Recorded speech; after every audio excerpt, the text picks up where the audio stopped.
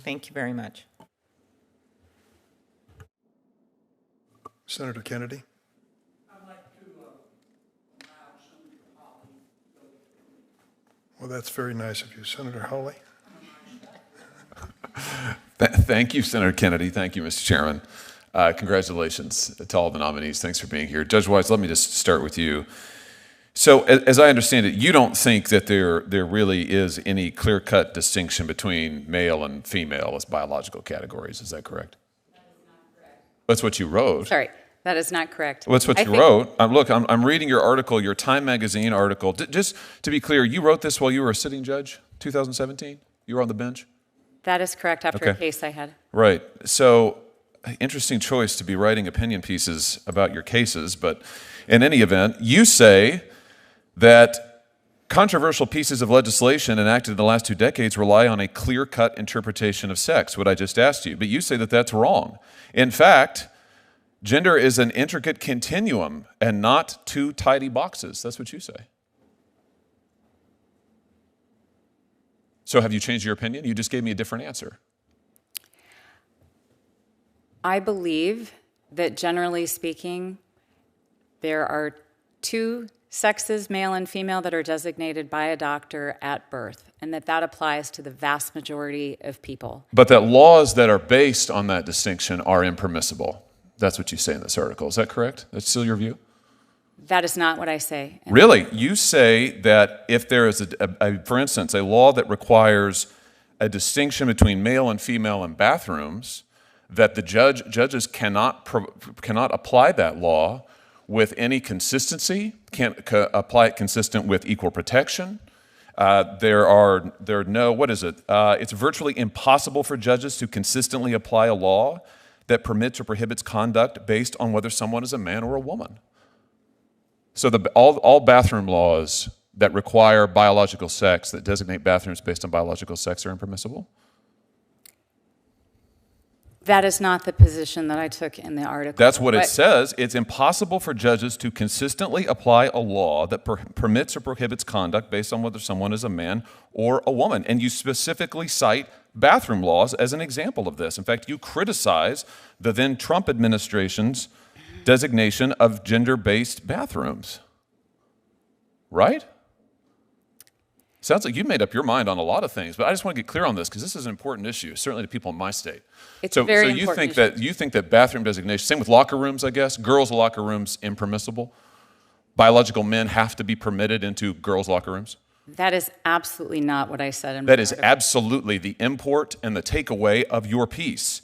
You suggest at least 3 different constitutional problems with any gender-based laws, including specifically bathroom laws.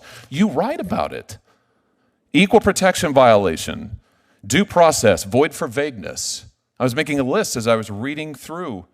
You say that our biological variability means that a 2-bathroom, even 2-sex-based approach is inadequate. Judges cannot apply it. So if Title IX is interpreted to protect women's sports, biological women playing sports with other biological women, it's unconstitutional? Senator. That's a yes or no?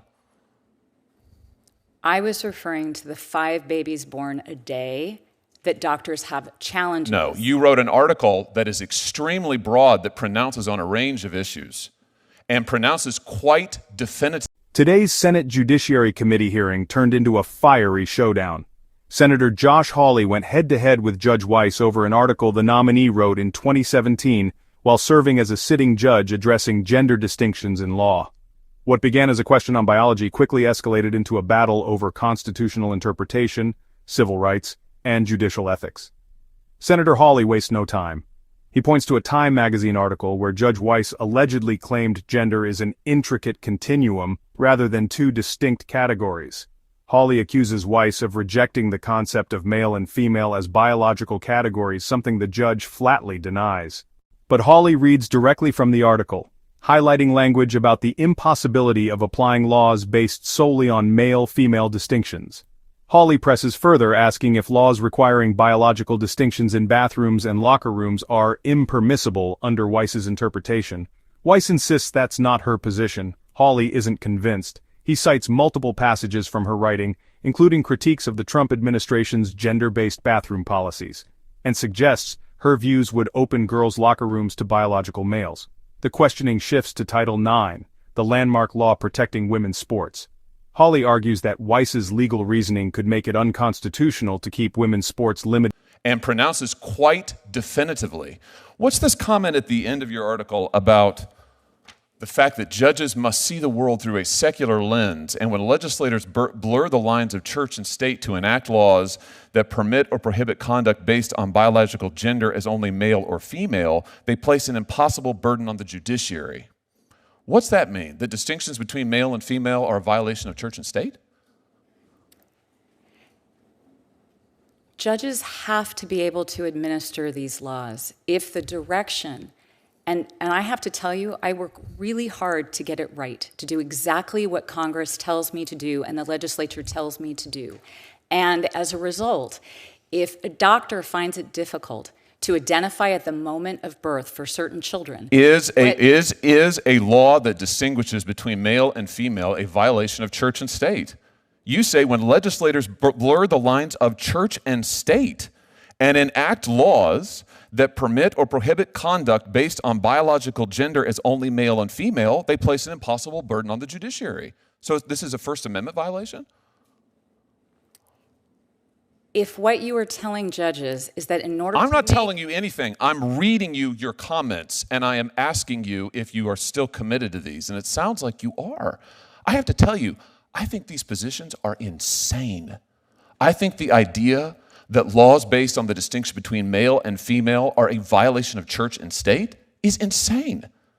Totally insane. I think the idea that laws that would say women's locker rooms are protected from biological men, that those are impermissible, that's insane. But that's what you say in this article.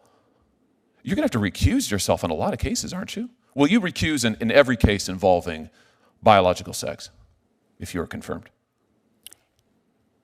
Senator, respectfully, that is not what the article says. You have pronounced on all of these issues. Will you recuse yourself in any case involving Title IX, biological sex, challenge? From a misunderstanding of her intent. One thing is certain, the debate over gender and the law is far from over, and this confirmation hearing just poured gasoline on the fire. What do you think? Should judges weigh in on gender laws, or should that be left entirely to lawmakers? If you enjoyed this breakdown, don't forget to like, comment, and hit the subscriber button for more political showdown.